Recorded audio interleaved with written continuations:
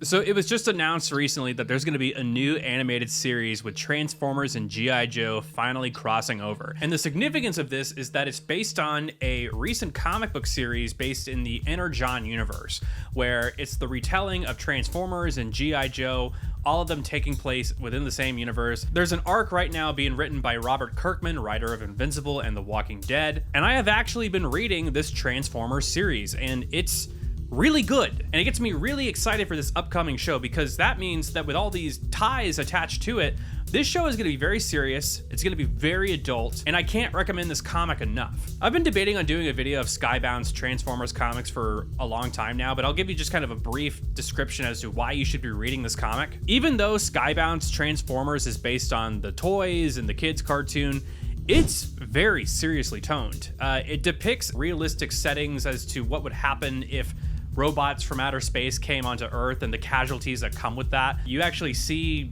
people getting ripped in half off panel, and there's blood, and it's just so good. And it's not just good because of that. There's actually some very sincere moments where Optimus Prime is just walking on Earth, admiring it, and then all of a sudden he accidentally steps on a deer. And after that, there's a very serious conversation about like the importance of life and maintaining that, and it's very character driven. I actually, like, after reading this comic, I started getting back into Transformers and started buying some of the figures, because when I read the comics, I started caring about the characters, and these toys that I would see at Target all of a sudden had background. I have not read the G.I. Joe comics yet. I collected the toys as a kid, but I'm not going to be able to tell you like all of the characters' names, but G.I. Joe characters do make brief appearances in the Transformers comics, and it's definitely like foreshadowing like this epic crossover of these IPs, and I'm just excited that like Transformers and G.I. Joe are being talked about again. Specifically Transformers. I binge read these like throughout the course of like 2 weeks, and they're great. I can't recommend them enough.